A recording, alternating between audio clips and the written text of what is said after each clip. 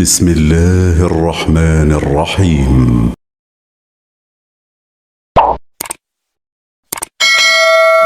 ورحمة الله وبركاته. الحمد لله والصلاة والسلام على رسول الله وعلى آله وصحبه ومن والاه وبعد. Saudara-saudariku, kita melanjutkan kajian kita dan insyaallah kita akan masuki pada bahasan utama setelah kita mendoakan dan menghimbau juga terkait dengan hal-hal yang terjadi di sekitaran kita. Sebelum kita memulai, kita bermohon pada Allah semoga Allah berkenan menerima salat yang telah kita tunaikan, dan semoga saudara-saudari kita yang belum menunaikan salat Isya berjamaah di belahan bumi manapun diberikan kemudahan oleh Allah Subhanahu wa taala. Hari ini kita akan masuk pada pembahasan surah Al-Baqarah. Setelah dituntaskan pembahasan surah Al-Fatihah di pertemuan yang lalu, kita akan masuk pada bagian yang kedua, surah kedua dalam Al-Quran dari 114 surah yang diturunkan kepada Nabi Muhammad SAW. Kita masuki surah yang kedua dinamakan dengan surah Al-Baqarah. Seperti biasa, manhaj kita dalam mengkaji ayat-ayat Al-Quran, setidaknya kita akan bahas dengan 3 pendekatan utama. Pertama, kita akan bahas dari sisi bahasa Al-Quran, karena setiap huruf bahkan harakat yang melekat pada firman Allah dalam Al-Quran itu mengandung nilai mu'jizah. Karena itu sebelum masuk pada kedalaman maknanya, kita akan pelajari kandungan setiap rangkaian huruf dan makna yang melekat di dalamnya. Baru yang kedua kita akan kaji pendekatan maknanya secara tafsir.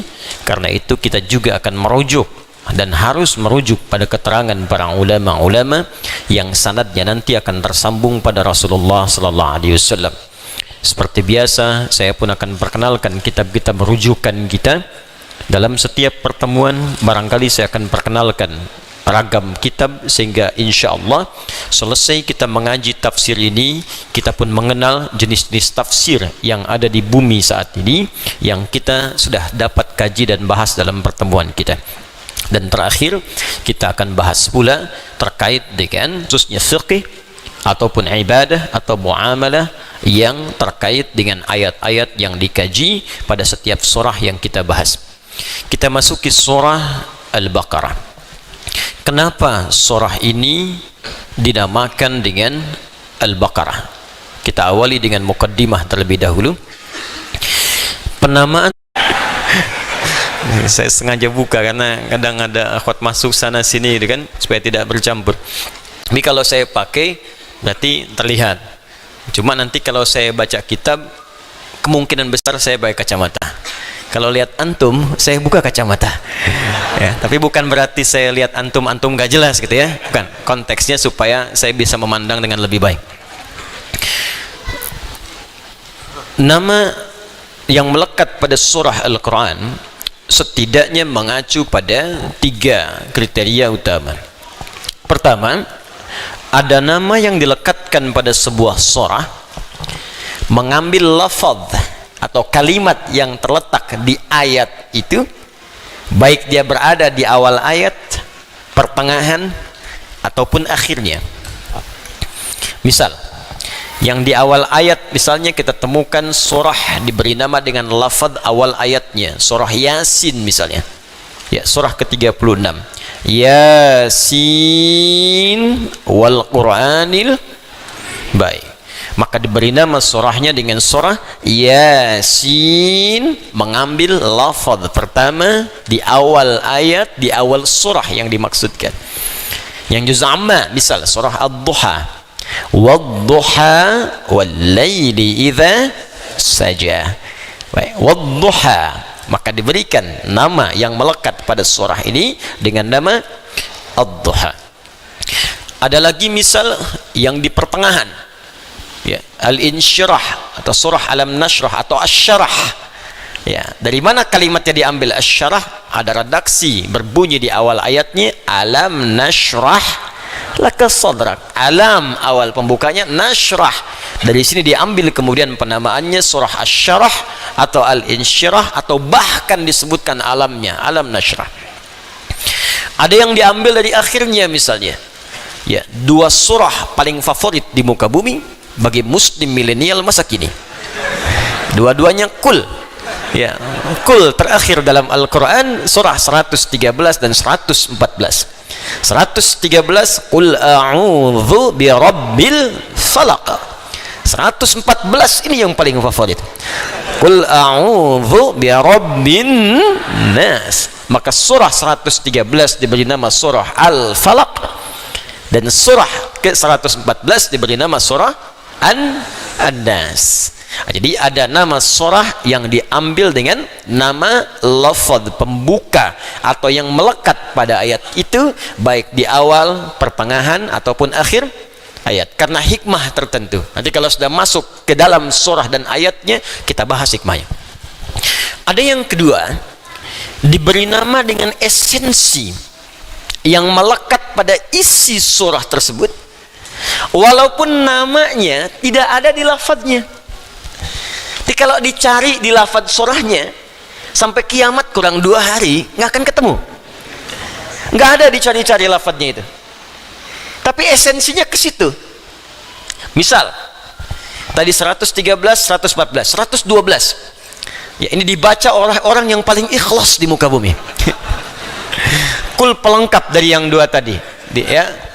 Qul huwallahu ahad, Allahus samad, lam yalid walam yakul lahu kufuwan ahad. Coba cari mana kalimat al-ikhlasnya. Ulangi lagi kalau nggak percaya. Surahnya namanya surah apa? Tuh. Bacaannya qul huwallahu Allahus lam yalid walam yakul lahu.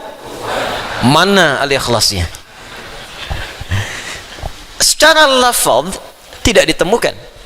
Secara esensi makna, kalau dibaca semua sampai akhirnya, intinya ikhlas. Apa itu ikhlas? Dan menggunakan alif lam sehingga menjadi al-ikhlas. Contoh, nah, pakai kacamata.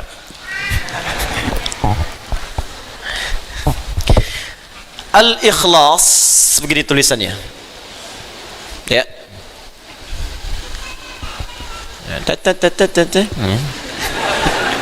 Hamzanya qata ya, harus qata, ini wasalnya qata. Ikhlas akar katanya dari kata khalasa. Khalasa ini khalasa ditambah hamzah di depannya gini, itu dari kaidah sharafnya. Ketika ditambahkan hamzah di depan, maka harakat di sini pindah ke sini. Karena pindah, yang ini mati. Ya, mati dengan tenang. Ya ayyuhan nafs, ya ayat Tuhan nafsul mutmainnah. Mati dengan tenang, bahasa Arabnya tenang, sukun. Karena itu rumah tangga yang ingin tenang disebut dengan sakinah. Sakinah, mawaddah dan rahmah. Quran surah ke-30 ayat 21. Litaskunu ilaiha. Tapi taskunu masih hidup, meninggal sukun. Makanya di atasnya ada bulatan. Ya, di film-film kartun dulu kan kalau dia mati ada bulatan di atasnya kan? Nah, ya kan? Son Goku ketemu dengan Piccolo, Kamehameha habis kan? Apa saya? Nonton nggak? Ya. Penulisnya saya tahu, Susuke Watanabe. Ya. Saya baca, saya senang baca. Liverpool kalah sama Chelsea, saya tahu 2-0. Nah, ini pindah ke sini. Udah. Waktu kita cuma sebentar. Jadi tambah ke sini jadi a gini. Ini mati. Karena mati, kemudian harakatnya sukun, akhlasa gini. Masdarnya menjadi ikhlas. Pindahkan ke bawah harakatnya, ikhlas. Tambahkan alif lam menunjuk pada ma'rifah, maka disebut al-ikhlas. Supaya tak bingung, saya terangkan dulu. Khalasa artinya bening, bersih, tak bercampur sedikit pun. Jadi kalau ada sesuatu yang bening, bersih, nggak ada campurannya, nah itu bahasa Arabnya disebut dengan khalasa. Kemudian subjeknya bisa orang, bisa benda, disebut dengan khalis namanya. Khalis. khalis, yang bersih, bening, tak bercampur dengan apapun. Misal kita ambil Al-Quran saja, Quran surah ke-16 An-Nahl ayat ke-66.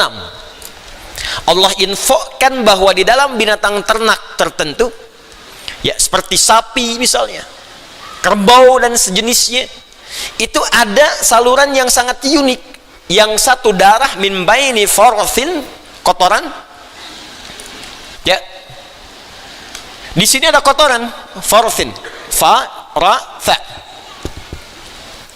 wadamin, darah. Nih,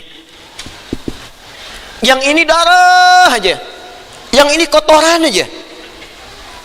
Di antara kotoran dan darah itu labanan khalisa, nih, saighan lisyaribin. Ternyata di tengah-tengahnya ada labanan khalisa, laban. Yang menarik begini, kalau laban saja susu, sapi punya susu disebut susu sapi, kerbau punya susu disebut susu kerbau, unta punya susu disebut susu. Tapi tak banyak orang tahu susu itu terletak di mana, di antara darah dan kotorannya. Yang paling menarik, ditambahkan kalimat yang sangat luar biasa, khalisa, menunjuk mukjizat Al-Quran, firman Allah, bukan rekayasa manusia. Jadi kalau rekayasa manusia, bagaimana bisa terjadi seperti ini? Mustahil. Ya, kalimat khalisa di sini ingin menunjukkan susu ini walaupun terletak di antara, maaf, kotoran dan darah, tapi nggak ada campuran ke sini. Diperas keluarnya susu aja. Begitu diperas keluar kotoran misalnya, nggak ada. Bersih aja begini. Sumurni, bersih. Itu khalis namanya. Mustahil, nggak ada yang bisa sempurna ini kecuali Allah Subhanahu wa taala. Ada kotorannya, ada darahnya, yang keluar air susunya. Bahkan kata Allah Subhanahu wa taala, ketika diminum, begitu mudahnya diminum, lancar, enak. Orang nggak pikir-pikir kembali. Inilah khalis, yang tidak bercampur sedikit pun, tidak dengan kotoran, tidak dengan darah. Nah, kalau Anda ingin menghilangkan sebuah campuran, sehingga dengan itu Anda ekstrak misalnya, campuran yang kotornya Anda buang secara kimiawi, ini buang pasirnya, ini buang misalnya lumpurnya, sehingga yang tersisa disuling airnya saja yang bersih. Maka ketika Anda ingin membuang bagian-bagian kotoran yang lainnya, tambahkan hamzah di depannya dengan fungsi di ilmu sharaf namanya lil izalah, untuk membuang yang tidak diinginkan. Tambahkan hamzah di depannya dari akar katanya. Khalasa, tambahkan hamzah, pindahkan harakatnya ke sini. Hamzah ini fungsinya lil izalah, izalati. Nah, ini untuk menyingkirkan, membuang, menghilangkan yang tidak diinginkan. Di kalau khalasa sudah bersih. Indaka la amal al-an, khalas. Apa masih ada pekerjaan sekarang? Sudah selesai. Artinya nggak ada pekerjaan lagi, beres, nggak ada campuran yang lain. Ya, selesai. Tapi kalau Anda ingin selesaikan, buang bagian-bagian tertentu, tersisa ininya saja. Maka Anda tinggal tambahkan hamzah di depannya dan buang campuran-campurannya sehingga menjadikan sesuatu itu murni dan bersih. Tambahkan jadi akhlasa. Nih. Kalau sudah dihilangkan, bersih semuanya, maka menjadi sifat, masdar, ya, ism. Maka berubah namanya dari akhlasa menjadi ikhlas. Kalau Anda khususkan pada hal tertentu, misal saya ingin menyembah Allah saja dan saya hilangkan campuran-campurannya, ya, saya tidak ingin menyekutukan Allah, saya tepikan yang lain-lain, yang saya sembah Allah saja, yang saya pertuhankan hanya Allah, yang lain saya tepikan, saya tidak mengakui yang lain, saya buang semua, hilangkan, yang saya akui hanya Allah saja. Maka tambahkan alif lam di depannya pada kalimat ikhlas menjadi al-ikhlas. Karena itu ketika Anda membaca surah Al-Ikhlas, maka surahnya hanya menunjuk kepada Allah semata, yang lain buang semua. Qul huwallahu, katakan Muhammad kalau ingin bertuhan hanya Allah saja satu-satunya. Ahad itu satu, nggak ada duanya, apalagi tiga dan sebagainya. Karena itu namanya pun langsung ditetapkan oleh Allah. Jadi ketika turun pertama kali itu kalimatnya Rabb semua, ya, Qul a'udzu birabbil falaq, qul a'udzu birabbin nas. Rabb. Orang-orang Quraisy bertanya, Muhammad, nama Tuhanmu sebenarnya siapa? Kalau Rabb, kami juga punya Rabb, namanya Lata, Uzza, Manat. Itu Rabb kami. Rabb kamu siapa? Maka turun kalimat dari Allah. Qul, katakan pada mereka, huwa, yang dimaksud Rabb itu Allah. Ahad. Sudah, hanya satu-satunya, nggak ada yang lain. Bahkan namanya pun menunjuk pada yang satu. Saya pernah katakan kepada Anda, ini nama mesti beda dengan nama Tuhan dan makhluk, mesti lain. Kalau Anda ingin menuhankan sosok Tuhan, maka ciri pertamanya kata Al-Quran mesti beda dengan makhluk. Ada khalik, ada makhluk. Kalau makhluk punya sifat ketuhanan, berarti tidak sama. Kalau Tuhan punya sifat makhluk, berarti bukan Tuhan. Jadi yang paling logis antara Tuhan dengan makhluk mesti beda sebeda-bedanya. Makanya ada kalimat dalam Al-Quran, singkat, padat, jelas, tepat. Laisa kamitslihi syai'. Gak boleh sama. Makanya namanya pun kata Allah beda. Ketika Anda hilangkan semua namanya pun, satu persatu hurufnya akan tetap menunjuk kepada Allah Subhanahu wa ta'ala. Allah. Tuh tulisannya. Kurang kebaca, saya gedein. InsyaAllah. Bismillah. Tuh saya tulis sendiri, hapus sendiri. Ya, jamaah cuman ngelihat, nonton, ketawa, masuk surga. Enak banget. Alhamdulillah. Lihat sini, Allah. Tuh, Ahad, satu-satunya, nggak ada yang lain. Saya nggak bicara sifat dan yang lainnya dulu, saya bicara tentang namanya dulu. Bahkan kata Allah, namanya pun Ahad, hanya menunjuk pada yang satu, yang lain nggak bisa ikut. Gimana kalau kita buang satu? Baca, lillahi ma fis samawati wa ma fil ard. Masih menunjuk kepada Allah, nggak lain nggak ikut-ikut. Buang satu lagi, satu dibuang maka tasdidnya hilang. Lahu mulkus samawati wal ard, lahu ma fis samawati wa ma fil ard. Masih menunjuk kepada Allah. Buang lagi lamnya, baca hu, singkatan dari huwa. Tahu dari mana disingkat? Sebab ketika kita baca huwa, maka wakaf di situ, wa-nya nggak bunyi. Al-Baqarah ayat 255. Allahu la ilaha illa hu. Kalau mau baca huwa, teruskan wasal. Allahu la ilaha illa huwal hayyul qayyum, baru baca huwa. Karena bacaan Quran termasuk bahasa Arab itu, al-arabu la tantiqu illa bil harakat wa la taqifu illa bis sukun. Orang Arab tak mungkin mengucapkan kecuali ada harakatnya, disebut dengan hidup ayu. Dihidupkan dengan a fathah, ya kasrah, i atau u dhammah. A i u. Awas, wa taqifu au tantahi bis sukun, dan berhenti dengan sukun. Walaupun ada tandanya harakat, kalau berhenti harakatnya nggak dibaca. Baca Al-Fatihah, nggak ada yang bunyi di ujungnya kalau dia sukun. Alhamdulillahi rabbil alamin, sukun, padahal akhirnya fathah a. Cek ya, so khatam-khatamnya sampai 10-14 riwayat nggak ada yang dibunyiin akhirnya. Alhamdulillahi rabbil alamin, nggak ada, pasti mati. Maka yang disebut mad jadi panjang, arid baru. Kenapa? Karena sukun, mad arid disukun. Ini pun sama, kalau Anda ingin berhenti pada kalimat huwa, Allahu la ilaha illa, wa-nya hilang. Allahu la ilaha, nggak ada yang lain, jangan ikut-ikut. Illa, kecuali yang ini aja, huwa. Kalau berhenti di sini, wa-nya nggak dibaca, hu. Paham? Baik, terus Anda tanya lagi, huwa ini siapa? Balikin ke Al-Ikhlas tadi. Kul, katakan huwa, yang dimaksud huwa ini Allah. Kul huwa Allah ahad. Kul huwa Allahu ahad. Allah lagi. Anda hapus semuanya, hilangin tuh. Tuh. Hilangin. Kelihatan nggak? Nggak kelihatan, namanya ghaib. Alladzina yu'minuna bil ghaib. Menunjuk ke Allah juga. Jadi yang lain nggak ikut, satu tanda. Jadi indah. Jadi kalau Anda baca surat Al-Ikhlas dengan benar, qul huwallahu ahad, mesti ikhlas. Apa artinya ikhlas di sini? Menjadikan Tuhan itu hanya Allah saja, yang lain nggak ikut-ikut. Karena itu kalau orang sudah paham, bergantungnya pun pasti akan terkait dengan yang satu, Allahus samad. Sifat-sifat makhluk hilang, melahirkan, dilahirkan hilang, lam yalid walam Yulat, berteman, punya sekutu. Nggak mungkin Tuhan tuh mesti kuat. Manusia punya partner, Tuhan tidak. Makhluk dilahirkan, Tuhan tidak. Makhluk melahirkan, Tuhan tidak.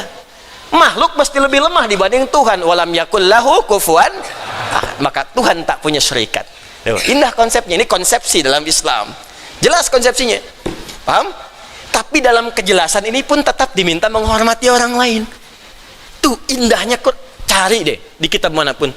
Tunjukkan pada saya. Nggak akan ada yang seperti ini keterangannya. Tunjukkan pada saya. Anda ada ditemukan, silahkan potong kambing.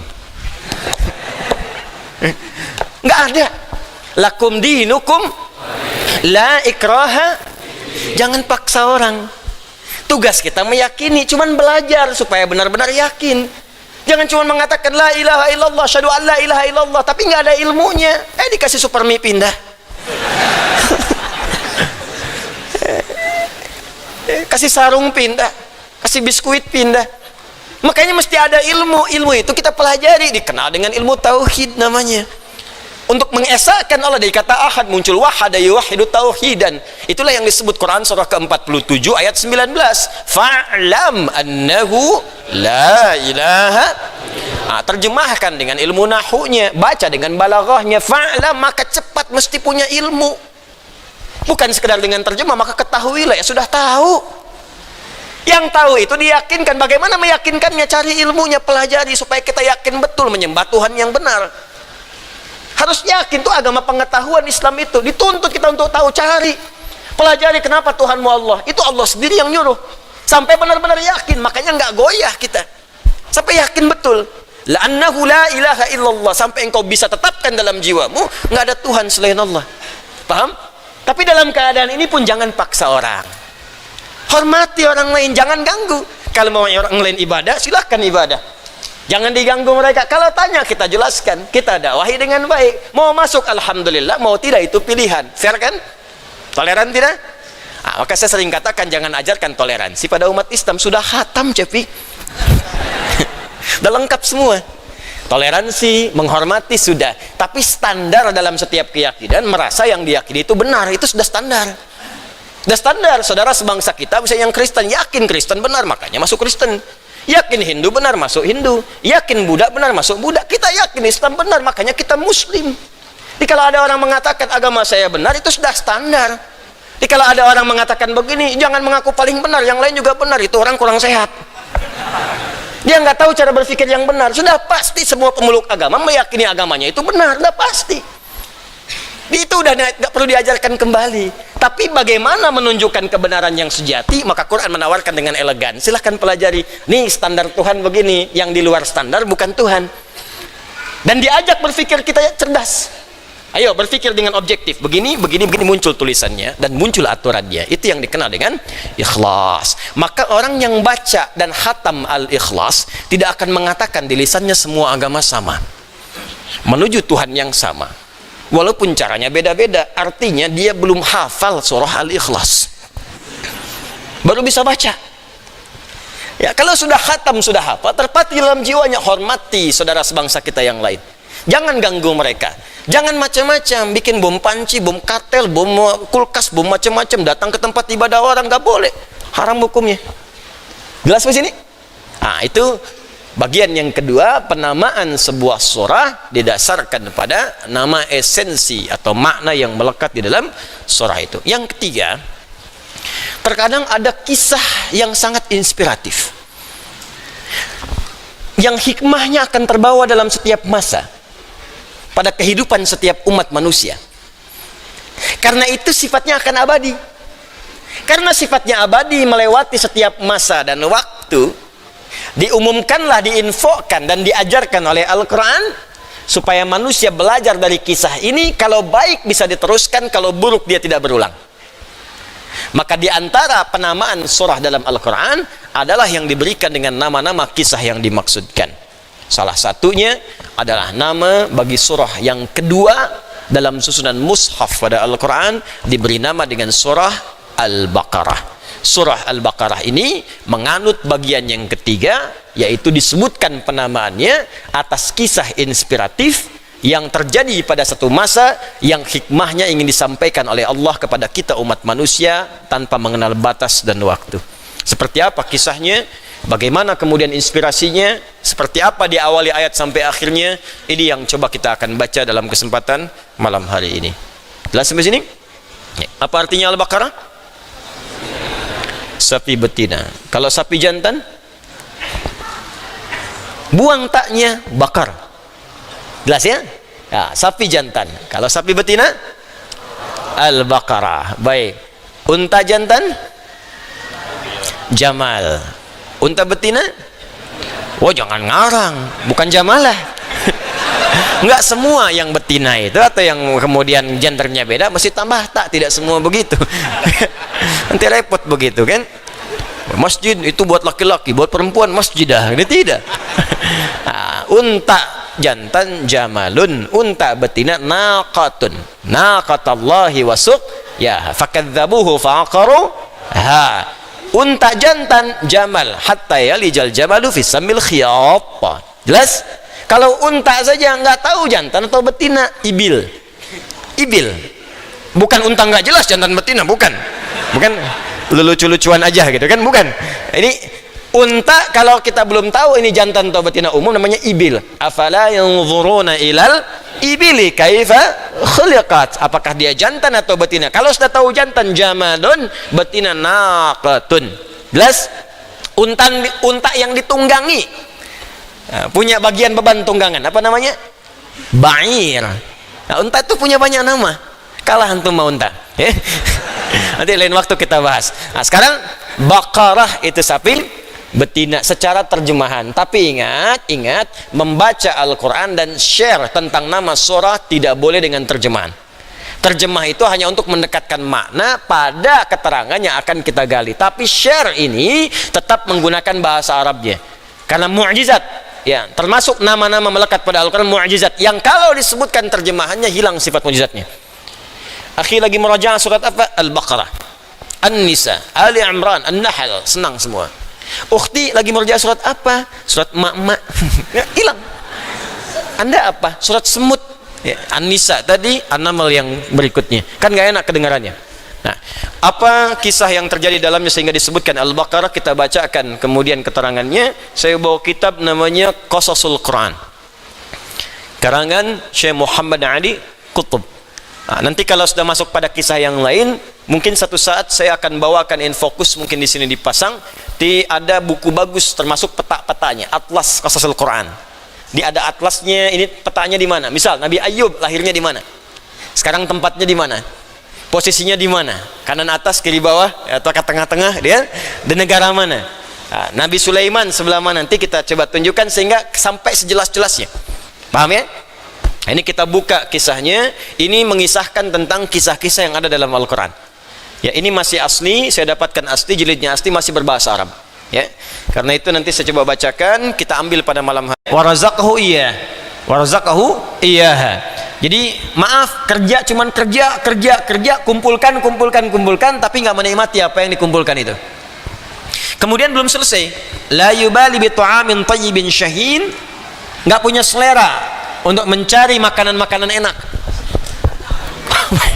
Sampai ketawa. Kita punya 10.000 aja pengen makan enak, dia punya 10 triliun nggak ada selera. Kita sebulan dapat 200.000 pengen makan ayam, ya dia sebulan dapat 2 miliar tempe aja gitu. Ini nggak ada selera. La bi tayyibin wala syahin, miskin ya Allah. Wala bilibasin bakin, dan nggak punya selera pakai pakaian bagus. Aduh, manusia hidup lagi. Ini yang paling bahaya. Wala bisilatin yanfahu biha zawihi wa ahli liyahmaduhu wa yuhibbu. Allahu akbar. Bahkan tidak punya perhatian pada kerabatnya, hanya untuk menjalin silaturahim dan menghadirkan rasa cinta di antara mereka. Jadi ini komplit, memang sudah kebangetan pelitnya. Ya, dia kaya, aset melimpah, hartanya banyak, cuman persoalannya dia pelit pada dirinya sendiri, bahkan kurang perhatian pada kerabat-kerabat terdekatnya untuk sekedar menyambung silaturahim atau menumbuhkan rasa cinta di antara kekeluargaan. Apa yang terjadi? Belum selesai. Allah, saking pelitnya, lam yatazawwaj, nggak mau nikah. Aduh, biasa. Saking pelitnya nggak mau nikah. Falam yurzaq biwalad, maka nggak punya keturunan. Ya, wala nadri hal kana yatahassar ala hadzal hirman am radiyan nafsi biman la yusharika malah. Allahu akbar. Kami pun nggak ngerti, kata penulis buku ini, kami pun nggak ngerti, dia ini nggak nikah, memang nggak punya selera menikah, apa nggak pengen ada persaingan untuk mendapatkan hartanya. Jadi dia takut mungkin kalau menikah itu sebagian dapat oleh istrinya, kalau nikah harta diambil oleh keturunannya. Sampai saking pelitnya nggak nikah. Bayang nggak teman? Wa kana lahu auladu akhin fuqara. Namun demikian perlu Anda ketahui, wa kana lahu auladu akhin fuqara. Dia memiliki saudara, anak-anak, dan hidup dalam keadaan miskin. Jadi si kakek ini punya saudara, saudaranya punya anak-anak, dan keadaan mereka fakir, sangat miskin. Fakir. Dia ada fakir, ada miskin, itu beda. Fuqara jama fakir. Kalau fakir sudah nggak ada pekerjaan dan sulit memenuhi kehidupan. Kalau miskin ada pekerjaan tapi hasil pekerjaan itu tak mampu memenuhi kebutuhan. Jelas ya? Dan ini berhak mendapat zakat. Ada di Al-Quran surah ke-9 ayat 60. Innamas sadaqatu, zakat hanya boleh disalurkan. Yang bagian pertama lil fuqara, jadi menempati urutan pertama. Ya, wal masakin, dan orang miskin, golongan yang kedua dari 8 golongan. Ya, nanti ada al-amilin 'alaiha mu'allafati qulubuhum wa fir riqab wal gharimin wa fi sabilillah wa ibnis sabil. 8. Fuqara qad adzallatuhumul hajah, saking fakirnya itu sangat sulit mendapatkan kebutuhan. Kata zillah, zillah itu maaf Pak ya, ibu ya, rendah, terhina gitu. Jadi untuk menemukan makanan-makanan yang kata orang pun makanan yang biasa, murah, itu nggak bisa. Ya, biasanya yang mungut-mungut, tempat sampah apa gitu, ya. Ya, dari makanan sisa orang diambil itu orang Arab menyebutnya zillah untuk makanan itu. Sampai ke tahap itu. Kemudian berumur panjang. Apa hikmahnya? Nanti kita lihat. Kita lihat. Wa kana wahidun min abna'i akhihi, maaf, syariran bitab'i. Dari 5 tadi, salah satu di antara mereka ternyata punya perilaku tabiat yang tidak baik, pelaku kriminal.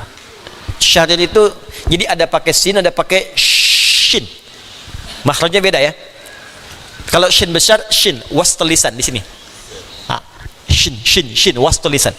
Kalau sin kecil, torful lisan di sini. Di lidah ujung bertemu dengan gigi. Ada syarir, syarrun, ada sarrun, itu beda. Kalau pakai sin kecil, sururun, itu gembira. Kalau sin besar, syurur, itu keburukan. Wa min syururi anfusina, bukan sin kecil, bukan wa min sururi, tapi syururi. Jelas? Dan ada satu di antara keluarga yang tadi itu punya perilaku yang sangat buruk. Si al-khuluqi, ya, akhlaknya buruk. Fasidad dhamiri, sudah nggak punya nurani. Nah, jadi pelaku kriminal tingkat tinggi lah. Ya. Zadahul faqru wa ghinal am su'an ala su'i. Nah, kemudian karena dia itu fakir dan melihat kemudian pamannya kaya, punya perilaku begitu, maka bertambahlah kemurkaannya kepada paman itu. Maaf ya, sudah preman, sudah kasar, ganas, nggak punya hati, keadaan fakir, diacuhkan paman, makin nambah lagi. Nah, nanti kita akan lihat hikmahnya, dan ini nanti akan kita lihat di surah Al-Baqarah. Pesan apa yang terkandung di dalam kisah ini? Saya mau tanya pada Anda, sampai sekarang pernah nggak menemukan orang kaya pelit? Banyak. Awas, hati-hati, nanti kita akan lihat. Mungkin ada juga, mungkin ada saudaranya. Kalau bukan saudara dekat, mungkin saudara jauh, mungkin tetangga, mungkin kerabat, mungkin macam-macam, mungkin teman dan sebagainya. Sekarang saya tanya pada Anda, ada nggak teman yang menghabisi nyawa kawannya yang kaya? Ada? Nih, kita lihat sekarang. Kita lihat sekarang. Wa fi dzati lailatin, pada satu malam, ishta'allat fi qalbihi dawafi'ul jarimah, maka muncullah, menyala-nyalalah dalam jiwanya, dalam nafsunya keinginan untuk berbuat tindakan kriminal. Wa waswasa lahu syaitanu asbabaha. Maka setan memotivasi. Jadi ketika menyala nafsunya untuk berbuat kriminal pada pamannya, datang setan melakukan dinas dan tugasnya. Was-was. Di setiap pikiran maksiat itu akan disertai oleh setan yang berdinas. Makanya jangan pernah berpikir maksiat. Kalau Anda berpikir maksiat, setan datang, Pak. Kalau Anda pengen ngundang setan, itu pelaku maksiat itu begitu. Jadi terfikir sedikit, setan datang.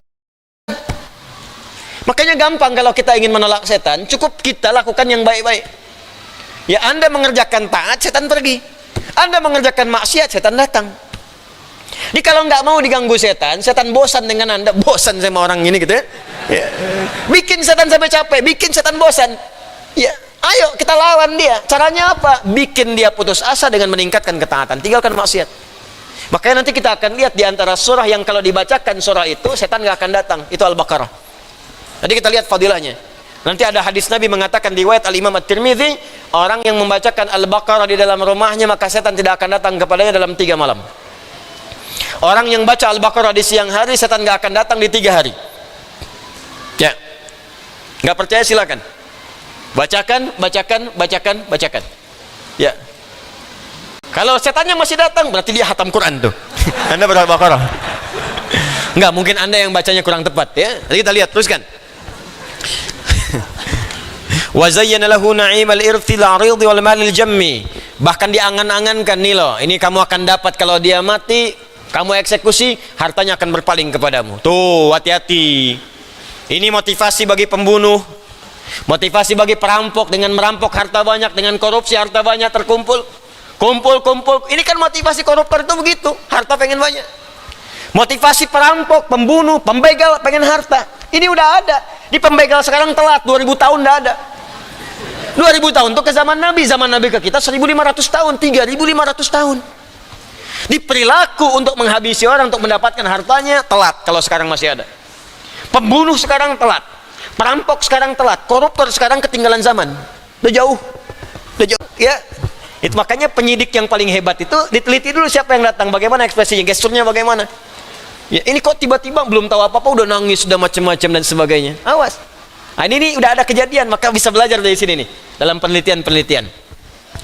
Walatama wasaha, dia memukul-mukul pipinya, berteriak, paman saya meninggal, tolong dan sebagainya. Ya, fitamthilin bari, profesional actingnya. Fitamthilin bari, berakting secara profesional. Luar biasa. Ya, ka'annahu faqada azizan ghaliya, seakan-akan dia kehilangan orang yang sangat dia sayangi.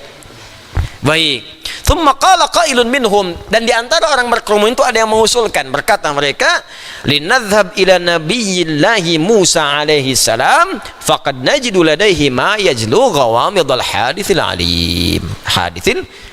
Kalau gitu saya usul kita pergi aja kepada Nabi Musa alaihi salam. Dengan datang itu mungkin kita bisa mendapatkan solusi dan diberi petunjuk untuk menemukan pelaku pembunuhan brutal ini. Maka sepakatlah mereka berangkat ke Nabi Musa alaihi salam, bertanya seputar pembunuh ini siapa. Nah, ini diantara mungkin nanti di sisi lain kita akan belajar cara menemukan dan mengungkap kasus-kasus tertentu mungkin di sub yang lain. Tapi pertanyaannya, saat mereka datang ke Nabi Musa itu seperti apa mereka menginformasikan pada Nabi Musa? Bagaimana dialog yang terjadi ketika bertemu Nabi Musa? Apa jawaban Nabi Musa ketika disampaikan kasus seperti ini? Itu jawabannya ditemukan di surah Al-Baqarah. Untuk itulah baru kita masuk ke suratnya untuk menemukan tentang lanjutan kisah yang dimaksudkan ini. Kita baca sekarang, jangan tunggu minggu depan. Ketipu ya. Dikira pekan depan ya. Sekarang. Saya udah nggak taklim berapa pekan kemarin. Sekarang sampai subuh kita. Nggak, sabar sebentar insya Allah ya. Ya baca dulu. Saya takut ketika Anda pulang, haji apa? Al-Baqarah. Gimana ceritanya? Bersambung. Ya baca dulu. Ya, mukadimah yang kedua. Nah, sabar aja, jawabannya ada di Al-Baqarah.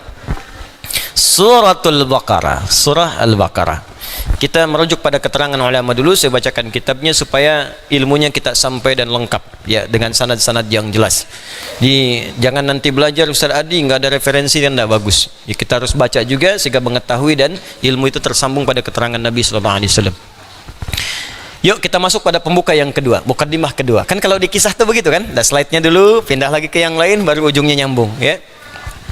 Suratul Baqarati atwalu suratin fil Qur'anil Karim.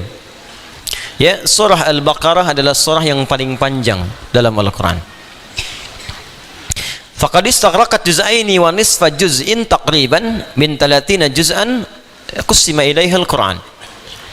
Al-Baqarah ini satu surahnya sudah mencakup 2 juz lebih dari 30 juz dalam Al-Quran ya, tepatnya 2 juz 4 halaman 4 lembar 2 juz 4 lembar 8 halaman 120 baris ya, satu halaman 15 baris mushaf standar, satu lembar 30 kali 4 120. Jadi kalau antum hafal Al-Baqarah saja berarti insya Allah sudah menghafal 2 juz lebih dalam Al-Quran. Kalau ingin 3 juz tambah Ali Imran sampai 92 ayat. Wa tablughu ayatuha 86 wa 200 ayatin. Surah ini ayatnya berjumlah 286 ayat.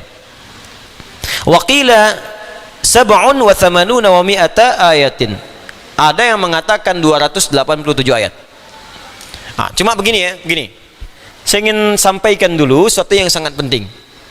Penomoran dalam ayat Al-Quran termasuk harakat ya, khususnya dalam penomoran di sekian ayat itu didasarkan pada waqaf wal ibtida. Nabi bacakan, Nabi mulai di mana, berhenti di mana ya. Jadi kalau ada yang menyebutkan 200 sekian bukan jumlahnya beda, tetap kalau dibacakan ayatnya sama, cuman kadang perbedaan para ulama untuk menentukan di sini mulai, di sini berhenti. Karena kadang Nabi bacakan ayat ini mulai di sini, sahabat yang hadir di hadapan Nabi pada saat itu, maka mereka seperti Nabi ucapkan, mulai di situ, berhenti di situ.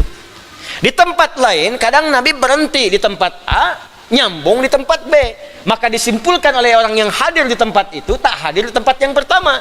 Maka dimulai di sini, berhenti di sini. Dulu zaman Nabi belum ada nomor-nomor ayat. Al-Baqarah ya Al-Baqarah saja. Ini nggak tahu ini ayat pertama, ayat kedua, ayat ketiga dan sebagainya. Dihitung Nabi berhenti di mana, mana yang disepakati. Di kesepakatan semua sahabat-sahabat Nabi ketika mendengar Nabi bacanya di sini alif lam mim Al-Baqarah misalnya, satu berhenti, tulisin satu, jelas. Awalnya tanda. Ada sekelompok yang mendengar dari Nabi, ya itu wakafnya sebentar, nyambung lagi. Dzalikal kitabul la raiba hudal lil muttaqin, baru tulis satu. Makanya di mushaf Warsh dari Nafi', awas ya, nanti Nafi' punya 2 periwayatnya ke bawah, ada Qalun dengan Warsh. Itu riwayat untuk yang Warsh tulisannya 285 ayatnya. Tapi bukan berkurang, sama semua, cuma penomorannya berbeda. Jelas? Di penomoran itu mengacu pada keterangan Nabi saat membacakan, saat berhenti atau saat mengucapkannya. Waqaf wal ibtida. Jadi berhenti dan mengawali. Paham sampai sini? Jadi kalau dibacakan jumlahnya tetap sama. Baik, paham sampai sini? Nah, kita mengambil yang paling standar dari keterangan jumhur ulama yang disepakati dengan jumlah 286 ayat. Jadi kalau ditanya Al-Baqarah berapa ayatnya? 286 ayat. Baik, teruskan. Wa summiyat bidzalika li'annaha anfaradat bi dzikri qissatil Baqarah allati kullifa qaum Musa bi dhabhiha ba'da an qutila fihim qatilun wa lam ya'rifu qatilahu. Ya, dan diberi nama dengan nama surah Al-Baqarah karena ada kisah yang menyendiri di surah ini, kisah yang jadi inspirasi untuk kita dapatkan ketika seseorang terbunuh dalam masa Bani Israel di eranya Nabi Musa alaihissalam, sehingga diturunkanlah berita kepada Nabi Musa seperti yang tadi kita telah uraikan. Jelas? Ya, teruskan dulu sebentar. Wa hiya madaniyatun bi ijma'il ara. Al-Baqarah, ijma' para ulama, pendapat para ulama adalah termasuk kalangan Madaniyah. Jelas? Apa namanya? Madaniyah. Ada Makkiyah, ada? Saya sudah terangkan di awal jumpa kita saat membahas ulumul Quran. Kalau disebutkan Makkiyah berarti surah-surah Al-Quran yang diturunkan sebelum Nabi hijrah ke Yathrib, ya, ke Madinah Al-Munawwarah. Kalau disebutkan Madaniyah berarti surah-surah Al-Quran yang diturunkan setelah Nabi hijrah, baik turunnya di Mekah terutama di Madinah. Baik turun di Madinah ataupun di Mekah, kalau turunnya setelah hijrah disebut apa namanya? Madaniyah. Kalau turunnya sebelum hijrah disebut apa namanya? Makkiyah. Ada yang menyebut Makkiyah turun di Mekah, Madaniyah turun di Madinah. Tapi umumnya yang saya ikut pada rajihnya, pendapat yang paling kuat, Makkiyah turun sebelum hijrah, Madaniyah turun setelah hijrah. Wa qad ibtada'a nuzuluha ba'da hijratin Nabi sallallahu alaihi wasallam ila al-Madinah. Awal mula turunnya surah Al-Baqarah diturunkan saat di awal masa Nabi hijrah ke Madinah. Jadi surah Al-Baqarah ini diantara ayat-ayatnya termasuk ayat-ayat yang mula-mula turun saat Nabi hijrah ke Madinah Al-Munawwarah. Jelas? Baik, nanti kita akan lihat. Wa qad nazala mu'azzamuha fi sanawatil ula min al-hijrah. Sebagian besar ayatnya 286, sebagian besarnya turun di awal-awal masa hijrah. Ya, jadi seperti ayat apa misalnya? Ayat puasa awal-awal hijrah tuh, tahun kedua hijrah.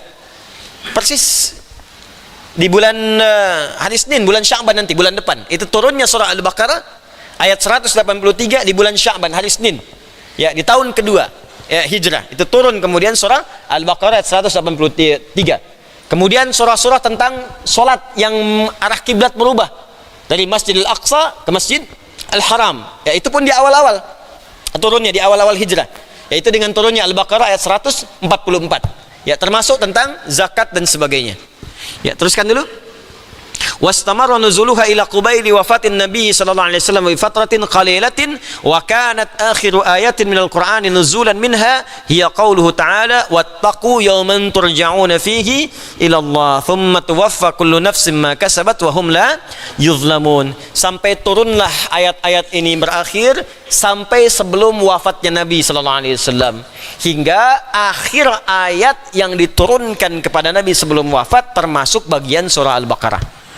Akhir ayat ya, yaitu Al-Baqarah ayat 281 paling kanan sebelah bawah di mushaf. Wattaqu yawman turja'una fihi ila Allah thumma tuwaffa kullu nafsin ma kasabat wa hum la yuzlamun. Ini ayat terakhir yang turun kepada Nabi. Kebanyakan orang kan taunya ayat pertama kan. Apa ayat pertama yang turun pada Nabi? Iqra bismi rabbikal ladzi khalaq. Surah Al-Alaq ayat yang pertama, surah 96 ayat 1. Apa surah terakhir yang turun pada Nabi? Surah Al-Baqarah ayat 281. Wattaqu yawman turja'una fihi ila Allah. Ya, bertakwalah kepada Allah, kamu akan wafat. Cepat cari bekal sebelum pulang. Itu ayat turun pada Nabi. Nabi itu orang paling takwa semuka bumi. Jaminan surga. Sebelum wafat turun surah surga sempurna, inna a'tainakal kautsar. Nabi kita mulia, disanjung oleh Allah. Wa innaka la'ala khuluqin azim. Disebutkan pada nabi-nabi sebelumnya, semua mulia, tapi tetap sebelum wafat diminta oleh Allah, sampaikan pada umatmu, juga pada dirimu, takwalah pada Allah, tingkatkan takwa, kamu akan wafat. Nabi yang paling takwa masih disuruh takwa. Ya ayuhan nabiyyu ittaqillah. Hei Nabi, tingkatkan takwamu kepada Allah.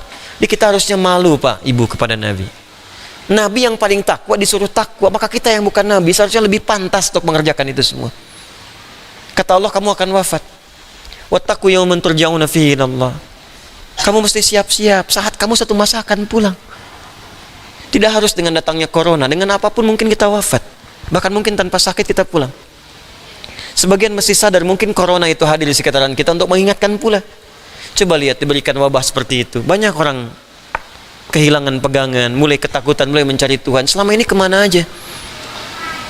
Dan kadang-kadang keterlaluan, masker diborong-borong. Dalam situasi sulit masih berbuat maksiat, keterlaluan orang, dosanya banyak itu. Orang kesulitan harga dinaikin. Masker 25.000 jadi 300.000. Orang kebanjiran pisang di 100.000 satu. Ini susah ini. Kemana domirnya? Nuraninya kemana gitu? Makanya saya sepakat, tangkap aja orang-orang begitu tuh. Penimbun masker, penimbun macam-macam, dosanya banyak. Dan nggak sadar gitu. Tapi sisi yang lain, banyak orang ketakutan. Kelihatan ada yang takut mati, nggak siap-siap, dia kemana aja selama ini. Ada yang khawatir, ada yang borong makanan sampai sana sini, ketakutan. Anda apa yang ditakutkan? Anda meninggal juga tanpa virus pun Anda meninggal. Tuh calon wafat tuh. Itu nggak bisa pilih. Jangan tunggu virus untuk kita tobat kepada Allah. Setiap hari tobat. Tobat setiap hari. Nabi aja kan istighfar tiap hari. Pagi, malam sebelum tidur istighfar dulu. Tapi enak kok Pak, saya coba tuh. Saya biasakan tuh salawat pada Nabi. Ya Allah, saya pengen ketemu Rasulullah. Salawatullah salli alaihi wasallam Muhammad sallallahu alaihi Muhammad wa ala ali Muhammad. Ya Allah pertemukan saya dengan Rasulullah. Ya Allah, saya pengen ketemu, saya rindu Rasulullah. Salawat.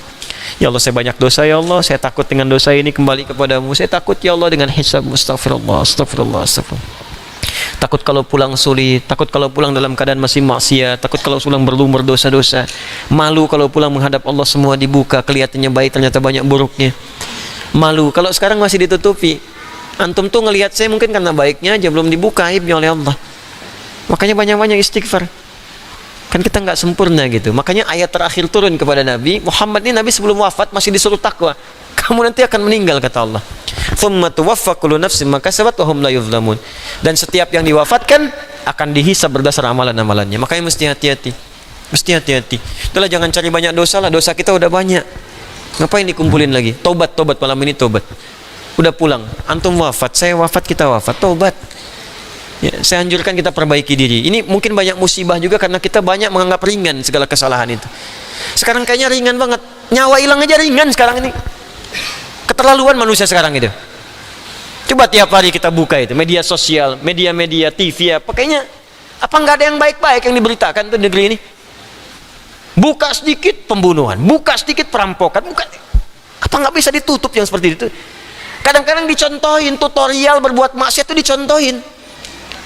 Cara bikin bom dikasih contoh. Cara ini kan harusnya nggak banyak diekspos. Cara maling motor diekspos. Cara mencuri mobil diekspos, ditonton, dipraktekin besoknya. Di pelaku pencurian tuh jadi bertambah. Ya jadi tutorial maksiat memang kayaknya setan sekarang sekolahnya tinggi kayaknya itu. Ada kuliah persetanan mungkin itu. Ini paling bahaya sekarang ini. Paling bahaya. Ini mesti banyak-banyak istighfar nih. Bu, Pak ya, tontonan di rumah tuh udahlah. Kalau perlu TV begitu matikan aja deh. Saya di rumah tuh nggak pernah saya setel. Kalau setel tuh paling-paling yang di Mekah, rusak semua kalau begitu tuh.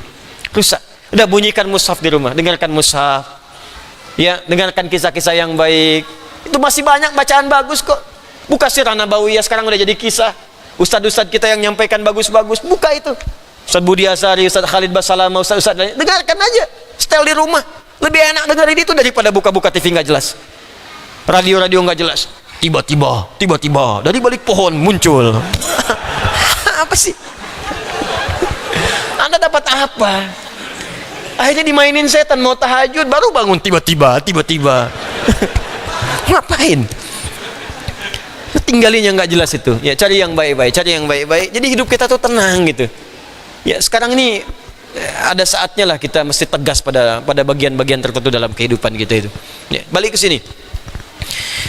Anda nggak akan dizalimi, kata Allah. Ya, kata Allah, "Tsumma tuwaffa kullu nafsin ma kasabat wa hum la yuzlamun." Setelah wafat, maka amal kita yang kita perbuat, yang kita bawa, nggak akan dizalimi. Kalau emang maksiat. Makanya tobat dari sekarang. Kalau emang baik ya baik. Ayo. Ini Rajab nih, Rajab bulannya Allah, syahrullah. Banyak istighfar bulan ini. Ya, banyak istighfar bulan-bulan ini. Dan banyak memaafkan. Saya pun insya Allah akan membuka diri. Saya minta maaf kepada setiap kalangan yang dalam setiap kesempatan pasti saya banyak salahnya, saya minta maaf. Ya, kalau ada yang perlu diselesaikan silahkan datang. Jangan bicara di belakang. Kalau di belakang tuh saya nggak tahu. Datang pada saya. Udah pasti saya nggak tahu kalau di belakang itu. Ya, jadi kalau Anda punya persoalan dengan saya atau dengan siapapun, jangan di belakang, nggak akan nyampe, Joni. Datang bicara, selesai. Daripada Anda bingung sendiri, nyampein sana, nyampein sini, Anda pusing sendiri. Akhirnya Anda kumpulin maksiat, gak selesai-selesai dosanya. Dan Anda ajak orang lain berjamaah dosa. Mendingan datang. Saya kemarin buka Instagram. Ada curhat seorang suami istri. Minta solusi. Ustadz, saya baca itu, kadang saya baca beberapa kesempatan. Ustadz minta pandangan. Saya dilarang kakak ipar saya datang ke kajian Ustadz Adi Hidayat. Katanya ustadznya ajarannya radikal. Terus kakak iparnya bilang, saya kenal Ustadz ini sejak di Kairo. Saya tahu dia. Padahal saya pun nggak pernah belajar di Kairo. Kan? Saya tuh kuliahnya di Libya, Joni. Saya nggak pernah kuliah di Kairo. yang pernah saya lakukan talaqi tafsir pada Syekh Tantawi Jauhari sampai dihadiahi kitab ini. Ini kitab dari guru saya yang mulia. Saya belajar langsung dari beliau, Syekh Muhammad Tantawi itu. Saya belajar dari beliau, saya ikuti sampai ke Iskandaria. Yang tahu saya di situ cuma 3 orang. Ya, tiga-tiganya sahabat saya, Sandi Rizki, ya, kemudian Biogen Akbar, Ikhwan Nugraha, itu teman-teman saya semua. Tambah 1 Syekh Hafid orang Afghanistan yang pakar hadis sampai saya dihadiahi bagan hadis, beliau yang merangkum kurikulum di sana. Ya, Anda bayangin saya aja diundang ke Al-Azhar, ketemu Syekh Al-Azhar, teman-teman saya Syekh Al-Azhar, teman-temannya udah kumpul di sini. Saya sahabatan sama alumni Al-Azhar. Orang Al-Azhar ngundang saya, ngundang ceramah di sana, saya Al-Azhar juga mau ketemu. Orang sana nyebut saya moderat, orang sini nyebut radikal. Dia belum minum susu itu. Dia salah info, makanya datang daripada di belakang dapat info nggak jelas. Gitu. Jadi biasakan diskusi, klarifikasi, tanyakan. Jadi kalau kumpul-kumpul begitu capek nantinya. Ya, yang saya akan angkat tangan cuma 2 golongan. Saya serahkan hisabnya kepada Allah. 1 yang menyebut saya pelaku bid'ah. Itu saya serahkan hisabnya kepada Allah kalau dia tidak bertobat. Karena itu berat di hadapan Allah. Karena pelaku bid'ah tidak akan berjumpa dengan Rasulullah SAW. Saya mimpi sudah ketemu. Dan banyak dimimpikan orang bertemu dengan Rasulullah. Lalu Anda menyebut saya pelaku bid'ah, maka bagaimana cara saya bertemu dengan Rasulullah SAW? Tapi saya masih menahan. Kalau Anda masih bertobat, selesai urusan saya. Tapi kalau tidak, saya serahkan hukumnya sama Allah. Saya nggak mau bilang apa-apa. Itu saja. Yang kedua, orang yang menghambat orang yang ingin memperbaiki diri belajar dengan saya. Karena kata-kata atau kalimat-kalimat atau informasi yang tidak pantas, saya serahkan hisabnya kepada Allah. Ya, yang lainnya semua saya maafkan. Yang 2, saya nggak bisa berkata apa-apa sebelum dia bertobat dan menyelesaikan urusannya sendiri. Karena berat bagi saya. Kalaupun memaafkan, tapi kalau menghambat orang lain disebut pelaku zalim. Al-Baqarah 114. Wa man azlamu mimman mana'a masajidallahi ayyudhkara fiha ismuhu wa safi kharabiha. Siapa orang paling zalim, disebut oleh Allah paling zalim di muka bumi, yang menghambat orang lain untuk mendapatkan zikir di masjid. Di antara zikir itu belajar, salat, belajar, taklim itu zikir. Ada orang menghambat orang lain, kamu jangan taklim, kamu jangan belajar, dia begini sementara dia nggak tahu hakikat yang sebenarnya. Allah menyebut makhluk itu paling zalim. Lantas bagaimana saya mesti bersikap? Saya nggak tahu. Makanya jangan, Allahu Akbar, jangan cari masalah yang seharusnya tidak dilakukan. Ya, yang lain saya maafkan. Nah, kalau ada apa-apa cerita, ada utang, ada apa, kalau saya bisa saya bebaskan. Kalau saya bisa bantu, saya bantu. Ya, hidup saya terbatas kok, besok meninggal juga. Mungkin antum duluan, saya belakangan, bisa terjadi. Ya, atau terserah lah, gitu. Atau terserah. Ya, jadi sudah jangan banyak cari maksiat. Nah, kalau yang 2 tadi saya serahkan urusan sama Allah. Yang menyebut saya bid'ah, atau yang kedua yang menghambat orang lain untuk mengaji tanpa alasan yang jelas, sehingga orang itu tidak mendapatkan kebenaran. Bahkan ada yang berbahaya sehingga membuat orang itu benci dengan saya padahal nggak kenal saya. Coba Anda kebayang nggak, kalau Anda kenal Anda benci, mungkin ada persoalan. Anda nggak kenal Anda benci, kebayang nggak? Yang paling bahaya itu kan paling bahaya. Anda nggak kenal setan difasilitasi, Anda nggak kenal saya dibenci, kan perbedaannya jauh. Bayangkan Nabi Musa saja, Nabi Rasul, ya, kenal Fir'aun, makhluk paling zalim. Fir'aun tuh ustad bukan, ngaku Tuhan, hobi bunuh orang. Diperintahkan Musa berdakwah kepada lembut, faqula lahu qaulan layyina. Anda Nabi bukan, Rasul bukan, surga belum jelas, amalan berantakan, hisab menegangkan. Ya, berdakwah kepada saya yang bukan Fir'aun. Saya nggak pernah bunuh orang sampai sekarang, mabuk nggak pernah, apalagi ngaku Tuhan. Terus tiba-tiba Anda mencela saya, Anda siapa? Termasuk saya pun demikian. Kita sama-sama perbaiki diri. Tapi poinnya adalah kita akan wafat, itu aja. Kita akan wafat. Ya, kita akan wafat. Tolong yang apa namanya? Saya pernah berjanji pada siapapun, kalau belum ada, hubungi staf saya segera. Saya selesaikan. Mungkin ada yang pernah disampaikan antum umroh, atau antum dapat porsi haji kuota, ya, atau misalnya saya ingat tuh satu aja, ada Joni yang pernah manjat bendera itu, ingat, terbayang saya di benak saya itu. Saya pernah janjikan beliau beasiswa gitu, ada uang senilai tertentu. Kalau ada yang tahu aksesnya tolong sampaikan. Kalau bisa ke sini saya ketemu. Saya nggak ada masalah, saya cinta negara saya, cinta bangsa saya. Siapa yang menghormati bangsa saya sekalipun dia tidak seagama dengan saya akan menghargainya. Karena saya mencintai negara saya. Joni bukan muslim, tapi dia sudah membanggakan bagian menjaga marwah negara kita. Kita mesti angkat dia. Wallahu alam, kalau dia dapat hidayah alhamdulillah, kalau tidak saya nggak paksa. Yang penting saya bisa mewujudkan cinta saya pada bangsa saya dengan menghargai siapapun. Ya, bodoh kalau menyebut saya anti Pancasila, itu orang bodoh. Atau menyebut saya misalnya anti NKRI, itu orang kurang sehat. Ya, kurang sehat. Dan apa hubungannya dengan materi kita sekarang? Sudah, ini terakhir. Ada aja. Ya. Fadluha. Saya lompat sebentar, keutamaannya. Amalkan, catat. Keutamaannya, catat. Ini jarang-jarang disebutkan. Sudah? Saya sebutkan satu saja untuk malam ini. Nanti kita lihat. Wa qad warada fi fadli suratil Baqarati ahaditsu muta'addidatun. Pernah tersebut dari keterangan Nabi sallallahu alaihi wasallam dari beragam hadis tentang keutamaan surah Al-Baqarah. Wa atharun mutanawwi'ah, juga jejak-jejak kisah-kisah yang tersambung riwayatnya, yang beragam versinya. Jadi kalau athar itu teman-teman, itu bukan kisah biasa. Ya, athar itu awalnya jejak-jejak yang diikuti. Jadi kalau antum misalnya melangkah, kan ada tapaknya kan? Terus kita ingin ikuti, jadi napak tilas sampai ketemu sumbernya. Nah, itu athar namanya. Kalau disusun jadi satu, jadi ma'thur. Kalau banyak jadi ma'thurat. Makanya ada zikir ma'thurat, zikir pagi petang, kan ma'thurat ya. Kenapa disebut ma'thurat? Karena zikirnya tersambung jejak-jejaknya kepada kehidupan dan bacaan-bacaan Nabi sallallahu alaihi wasallam. Paham? Nah, tentang Al-Baqarah ini keutamaannya disebutkan Nabi, juga kisah-kisahnya bersambung, jejaknya bisa diteliti, tersambung pada orang-orang yang mengalaminya atas petunjuk Nabi sallallahu alaihi wasallam. Minha, diantaranya ma jaa fi musnadi Ahmad wa sahihi Muslim wa Tirmidzi wa Nasa'i. Anda bisa temukan jejak ini di Musnad Imam Ahmad, dalam Sahih Muslim, dalam Jami'-nya At-Tirmidzi atau Sunan At-Tirmidzi dan Sunan An-Nasa'i. Ya, an Abi Hurairah, satu hadis riwayat sahabat Abu Hurairah, Abdurrahman bin Sakhr nama aslinya, anna Rasulullah sallallahu alaihi wasallam, dari Abu Hurairah radhiyallahu taala anhu menyampaikan bahwa Rasulullah sallallahu alaihi wasallam qala, beliau bersabda, perhatikan, la taj'alu buyutakum qubura, jangan jadikan rumah-rumahmu seperti kuburan. Bahkan mislunya itu dibuang. Awas.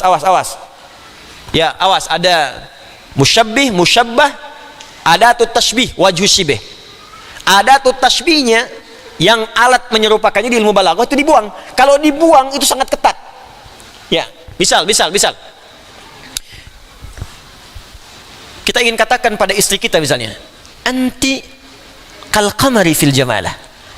Sayang, kamu cantik seperti rembulan. Ya, yang belum nikah maaf ya. Anti kal qamari fil jamalah. Musyabbah, ya, istri diserupakan musyabbah dengan rembulan. Ya, atau kal badri fil jamalah. Ya, diserupakan wajhu syibihnya dalam kecantikan. Ada tuh tasbihnya, alatnya kak seperti. Kalau Anda ingin menguatkan pujiannya, buang, kemudian ada tasbihnya. Anti qamarun fil jamalah. Kamu itu benar-benar rembulan. Ya, benar-benar rembulan dalam kecantikanmu. Kalau ingin lebih kuat lagi, buang fil jamalahnya. Anti qamarun. Engkau itu purnama di malam hari ini. Hilang. Jelas? Nah, ini sebaliknya. Kata Nabi, la taj'alu buyutakum qubura. Asalnya begini, la taj'alu buyutakum kal quburi.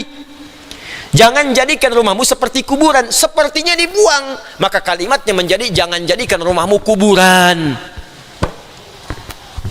Ada rumah yang disebut oleh Nabi kuburan. Hati-hati. Bukan seperti lagi, emang kuburan. Kayak kata Nabi ya, ingat, padahal di sana masih ada orangnya. Masih ada penghuninya, tapi kata Nabi kuburan. Berarti di dalamnya ada mayit-mayit yang berjalan. Awas, hati-hati. Antum kalau sama seperti yang diinfokan Nabi, berarti antum mayit berjalan. Fa innal bait alladhi tuqra'u fihi suratul Baqarati la yadkhuluhu syaitan. Apa rumah yang seperti kuburan itu? Di antaranya rumah yang tidak pernah digunakan zikir di dalamnya kepada Allah Subhanahu wa taala. Gak pernah ada sholat, gak pernah baca Al-Quran di dalam, gak pernah bacaan zikir, subhanallah, alhamdulillah, memuji Allah, salawat pada Nabi. Rumah yang gak pernah dipakai zikir, itu rumah disebut oleh Nabi kuburan. Penghuninya mayat-mayat berjalan. Paham? Maka pakai. Nah, kalau kemudian Anda ingin jadikan rumahnya semerbak, ramai dengan zikir, tapi kadang-kadang ada kesulitan, mau sholat susah, mau baca Quran susah, mau ngaji susah, mau puasa susah, barangkali ada setan di dalamnya. Cara mengusirnya, baca surah Al-Baqarah. Kata Nabi, fa innal baita alladhi tuqra'u fihi suratul baqarati la yadkhuluhu syaitan. Rumah yang dibacakan Al-Baqarah di dalamnya tidak akan pernah dimasuki setan. Yuk baca Al-Baqarah. Ya. Kalau Al-Baqarah berarti berapa ayat tadi? 286 ayat. Jadi kalau masih alif lam mim, setannya mundur dari kamar, lek di ruang tengah. Nyampe 255 sampai pintu depan. 285 keluar dari pintu, 286 menjauh dari pintu Anda. Al-Baqarah satu surat baca. Baca. Ya. Bertahap aja nggak apa-apa. Semampu kita baca sehari berapa sampai terbiasa. Baca. Keterangan lain, ini bagian paragraf terakhir, sabar. Alhamdulillah. Warawa Ibnu Hibban fi sahihi an Sahal bin Sa'ad, diriwayatkan oleh Ibnu Hibban dalam sahihnya. Imam Ibnu Hibban punya kitab sahih dikenal dengan Sahih Ibnu Hibban. Jadi bukan Sahih Al-Bukhari saja ya, bukan Sahih Muslim. Sahih Ibnu Khuzaimah ada, Ibnu Hibban ada. Ya, jadi ada banyak versi sahih. Al-Hakim An-Naisaburi punya kitab sahih Al-Mustadrak. Ya, teruskan. Berkata, qala Rasulullah SAW pernah bersabda, inna likulli syai'in sinam wa inna sinamal Qur'anil Baqarah. Setiap segala hal itu punya yang istimewa dan unggul, dan keunggulan Al-Quran salah satunya terdapat pada Al-Baqarah. Jadi disebut oleh Nabi, Al-Baqarah itu sinamul Quran, atau surah yang sangat istimewa dalam Al-Quran. Semua surah istimewa, Al-Baqarah punya keistimewaan tertentu. Apa istimewanya? Kita baca, wa inna man qara'aha fi baitihi lam yadkhulhu syaitanu thalatha layalin. Orang yang terbiasa baca Al-Baqarah, maka setan tidak akan masuk ke dalamnya minimal 3 malam. Wa man qara'aha fi baitihi naharan lam yadkhulhu syaitanu thalathata ayyamin. Kalau dibaca di siang hari, dibiasakan baca, maka tidak akan masuk setan selama 3 hari. Ini kalau ini sudah urusan spiritual, jangan diukur dengan nalar, akal. Ya. Kalau nggak percaya baca aja dulu. Kalau spiritual itu kerjakan dulu baru dapat hikmah. Gini ya, gini. Kalau akal belum bisa nangkap, tangkap pakai iman. Kerjakan dulu baru datang hikmah. Kalau hikmah datang, akal baru paham. Karena sepanjang akal itu nempel di manusia, sifat manusia terbatas. Ingat ya, sifat dasar manusia terbatas, nggak ada yang sempurna. Contoh, mata nempel di manusia, maka pandangan manusia terbatas. Semakin menjauh, semakin kecil nggak kelihatan. Jelas? Telinga nempel di manusia, maka pendengaran kita terbatas. Sekian hertz terdengar, sekian hertz tidak. Berapa yang terdengar? Ada batasan. Sekian sampai sekian. Terlalu kencang, peka telinga. Terlalu kecil, nggak kedengaran, terbatas. Jadi kalau pendengaran terbatas, pandangan terbatas, kenapa akal Anda pengen nggak punya batas? Kan akalnya nempel di tubuh kita. Di sepanjang Anda manusia, pasti akal itu punya keterbatasan. Makanya Allah berikan iman. Yang tak ditangkap oleh akal, tangkap oleh iman. Jelas? Nanti ketika iman menangkap, hikmah datang. Hikmah itu yang membantu akal untuk memahaminya. Itu poinnya. Jadi kalau Anda belum sholat, jangan hukumin dengan akal lu, sholat dulu. Habis sholat baru ngerti. Sampai ngertinya nggak ingin ketinggalan sholat. Itu caranya.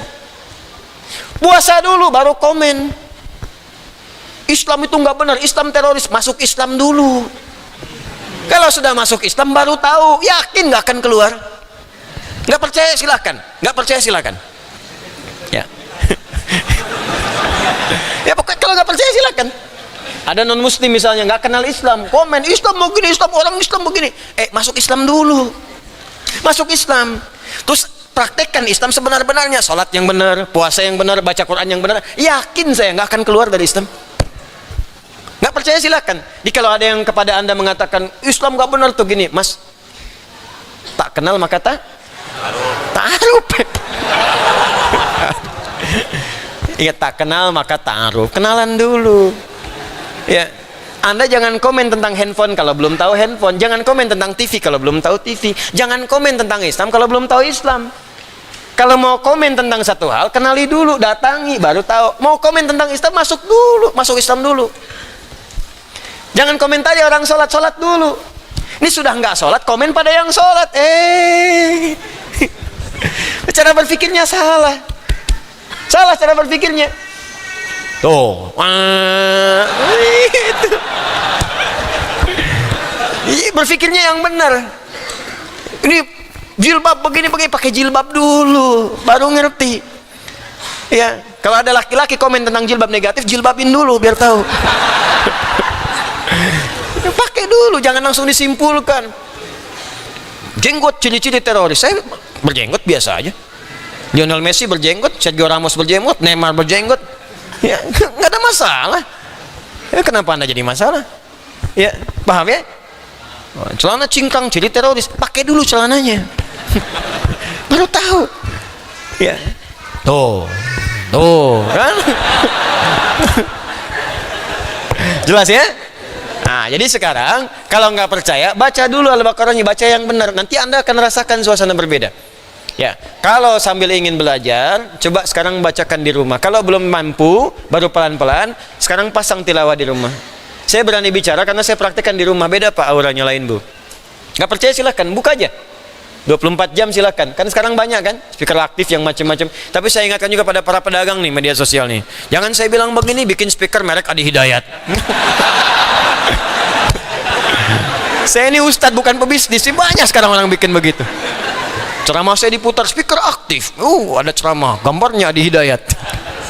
Saya nggak tahu benar, sama sekali nggak tahu saya.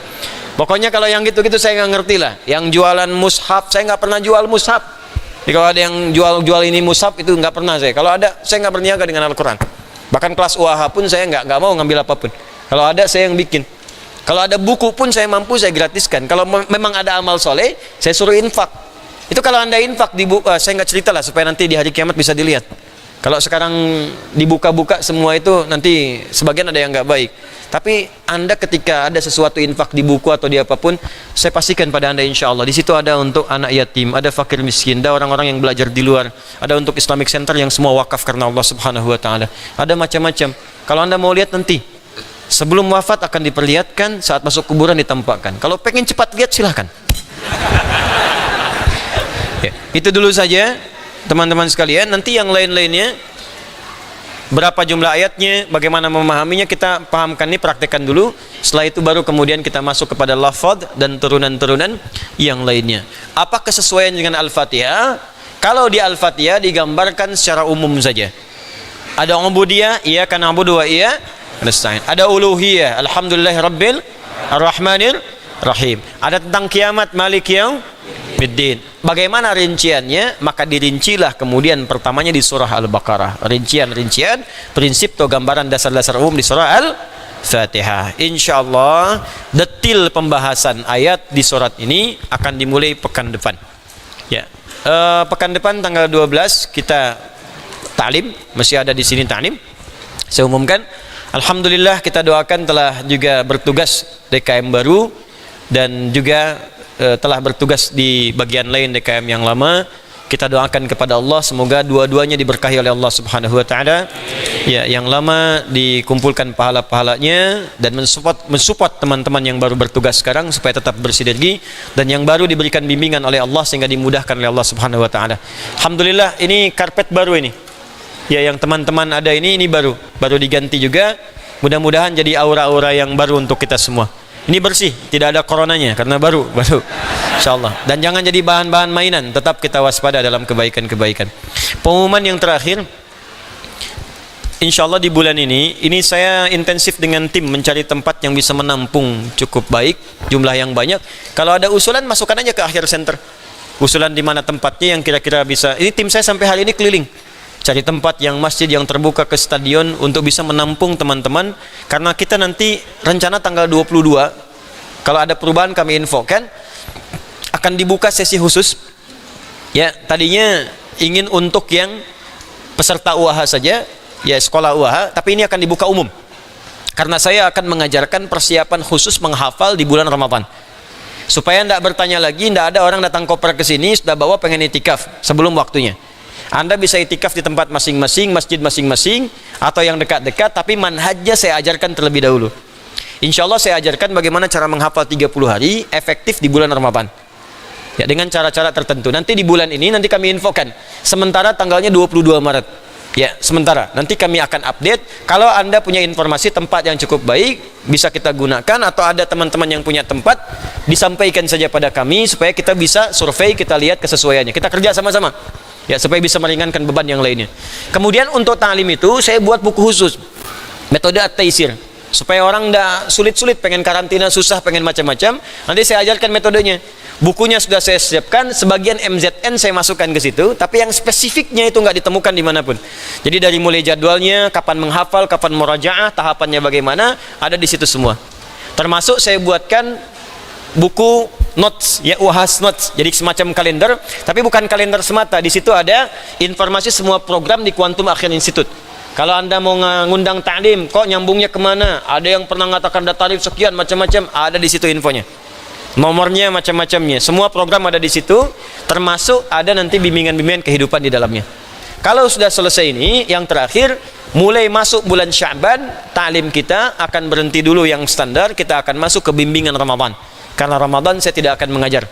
Kecuali nanti yang i'tikaf, saya mau memperbaiki diri, saya mau tobat, mau istighfar, mau memperbaiki apa yang saya ajarkan, itu mau saya amalkan. Yang kurang-kurang sekiranya yang Allah belum ridha, mungkin saya rasakan belum maksimal yang saya kerjakan. Ya, terakhir saya minta doa dari teman-teman semua.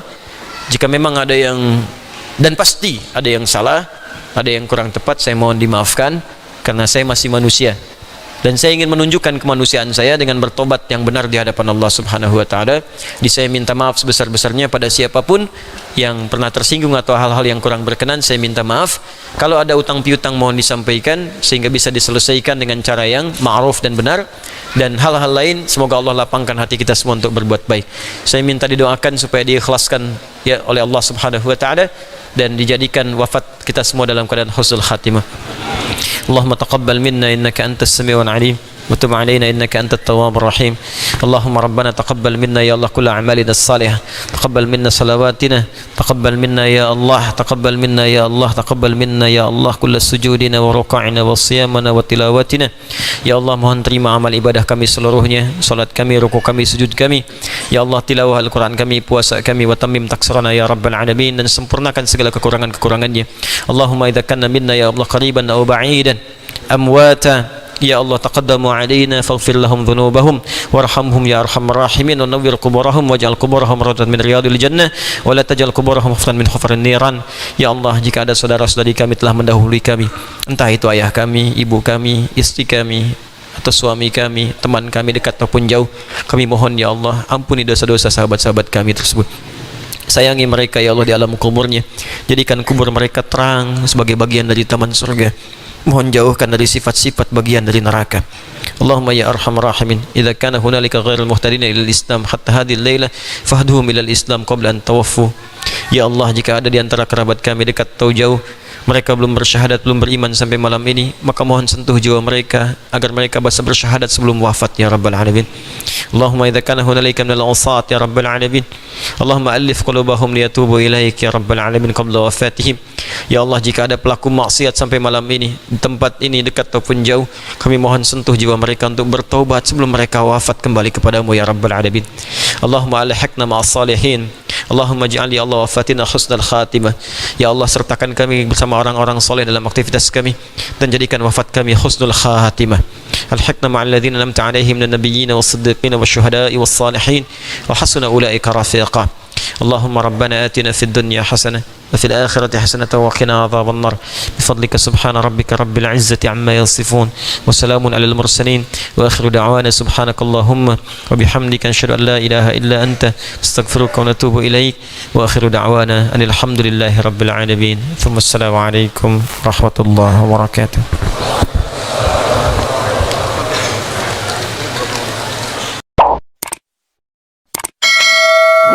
Ma